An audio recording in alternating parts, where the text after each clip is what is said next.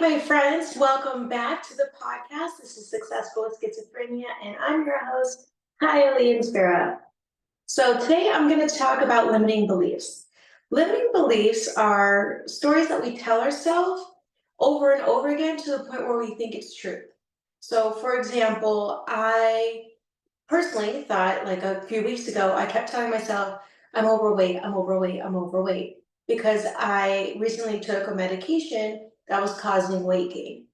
Now, I didn't eat the healthiest, right? But there's no way that that was the only factor, right? So I'm taking more charge of my health and my fitness and my diet, especially.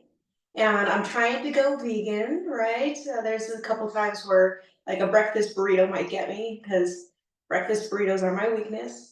But other than that, I try to keep vegan to the best of my abilities.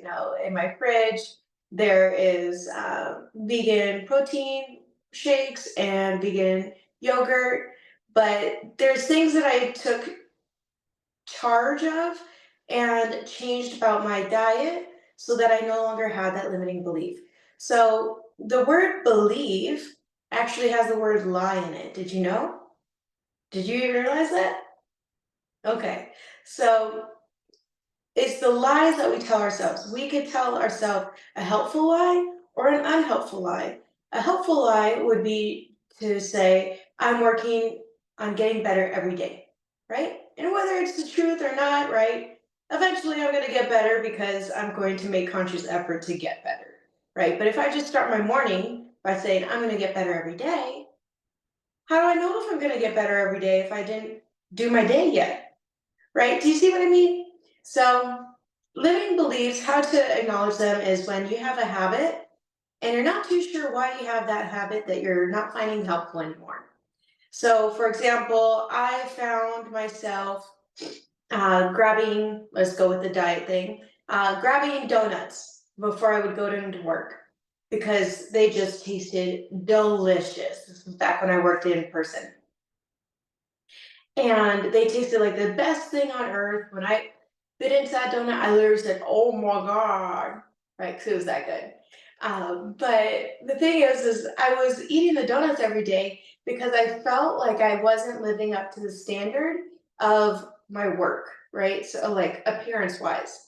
So even though I was dressing up every day, dress, heels, and makeup, hair done, I was feeling like I was like almost like an imposter because I wasn't doing that much work for what they were paying me. So I felt like I was kind of faking it till you make it, which I felt uncomfortable with. So I started to eat donuts and I got in the way of my health. And you can see the ripple effect that that has. And now I think that I'm unhealthy. Well, really, I am healthy. I'm a very healthy person. It's just I need to make better diet choices. So the words that we use and tell ourselves to reframe things can be really helpful. So how do I reframe things? Let's use sleep as an example. Maybe you're getting too much sleep, maybe you're getting not enough sleep, but in general, saying, I get the worst sleep ever is probably not the best statement, right? Maybe saying, I'm working on improving my sleep is a better statement because it's more solution oriented. So the words that we use have power in our life. If we use don't, can't, shouldn't, won't, all these negative or non-action words are probably going to relate to no action in our life. Probably. I know I definitely noticed that in my life when I took out those words and I said will, can, should, not should, but some shoulds, right? Not all shoulds. Don't want to should all over yourself. I said should all over yourself.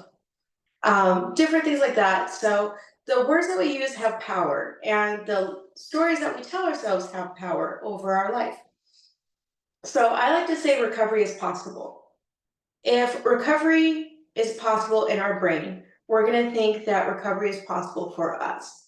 If we say, oh, I'm never going to recover from schizophrenia or schizoaffective disorder or any other illness or other disorder, diagnosis, whatever you want to call it, right? If I say I'm never going to get better from it, then absolutely, I'm not going to get better from it.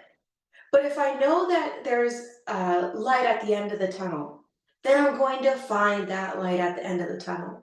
Get it? I hope so. If not, put it in the comment section. Um, we're gonna wrap up this podcast. It's a quickie. It's the holidays. I know it's busy schedules, right? But I'm doing my best to batch these episodes so that you don't have a gap. So it should be going continuously.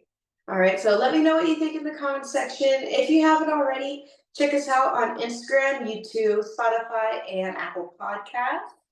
And also TikTok, I'm on there a little bit, but not so much.